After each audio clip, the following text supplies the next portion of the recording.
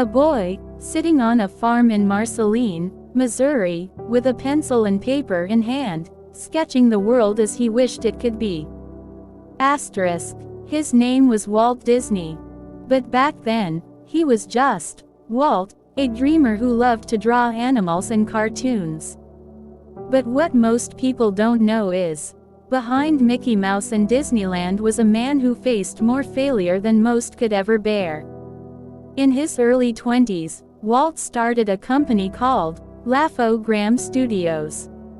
He poured his heart, soul, and every dollar he had into it. But soon, the company ran out of money.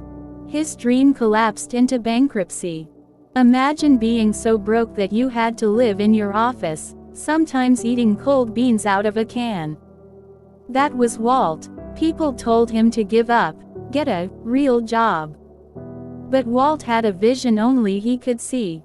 Broke but not broken, Walt moved to Hollywood with just $40 and a suitcase. There, he created a character named Oswald the Lucky Rabbit. But soon, his own distributor betrayed him, took the rights, and Oswald was gone.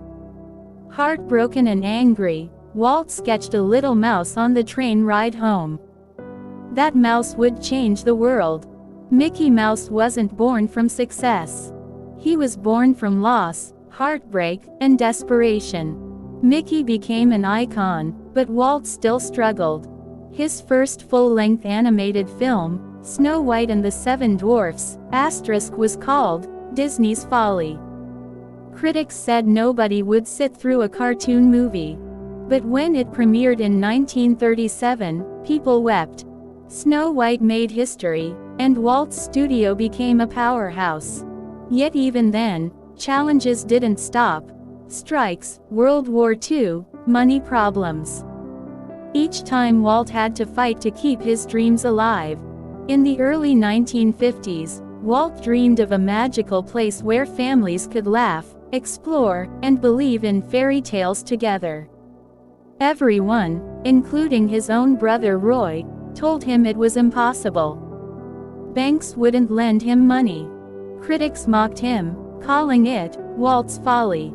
But Walt risked everything. He mortgaged his life insurance, borrowed, and built anyway.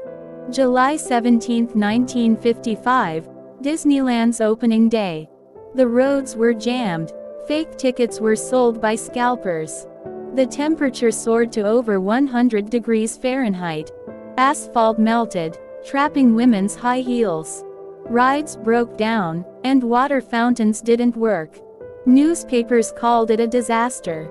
But Walt kept smiling. He believed the park would recover. And he was right. Within months, Disneyland became the most magical place on Earth, a place where dreams came true. In the last years of his life, Walt planned something even bigger. Disney World in Florida, and a futuristic city he called Epcot. Sadly, Walt passed away in 1966 before Disney World opened. But his brother Roy made sure the dream was finished. When Disney World opened in 1971, it wasn't just a tribute to fun. It was a tribute to Walt's unstoppable spirit. Today, Disney isn't just a company. It's a living story of hope. Proof that one person's imagination, even when crushed by failure, can change the world.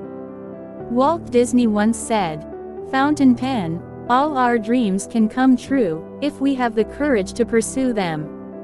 Asterisk.